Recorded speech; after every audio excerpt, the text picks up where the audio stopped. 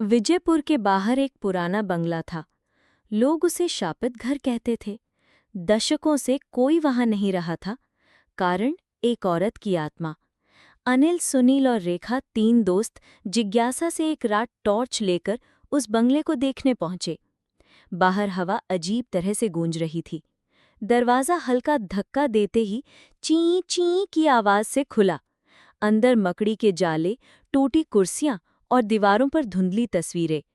वे घूम ही रहे थे कि अचानक दरवाज़ा अपने आप बंद हो गया। तीनों घबरा गए। तभी ऊपर की मंजिल से हंसी की आवाज़ आई।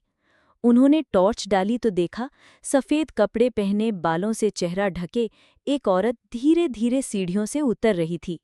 रेखा डर के मारे अनिल का हाथ पकड़ ली, मगर जैसे ही औरत पास आई, रेखा का चेहरा बदलने लगा। उसकी आंखें लाल हो गईं और आवाज़ बदल कर बोली, ये मेरा घर है, यहाँ से कोई जिंदा नहीं जाएगा। अनिल और सुनील ने दरवाज़ा तोड़ने की कोशिश की, लेकिन सफल नहीं हो पाए। तभी अचानक दीवारों पर लगी बत्तियां अपने आप जलने और बुझने लगीं।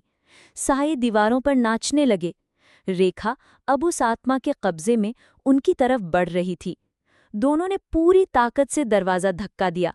आखिरकार दरवाज़ा टूट कर खुला और वे बाहर भाग गए, मगर रेखा पीछे ही रह गई। बाहर आकर उन्होंने बंगले की ओर देखा।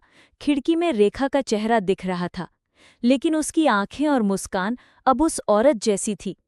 उस दिन से लोग कहते हैं, रात में बंगले की खिड़की से रेखा और उस औरत का मिला जुला रूप दिखाई देता है और कोई भी वहां जाने की हिम्मत नहीं करता।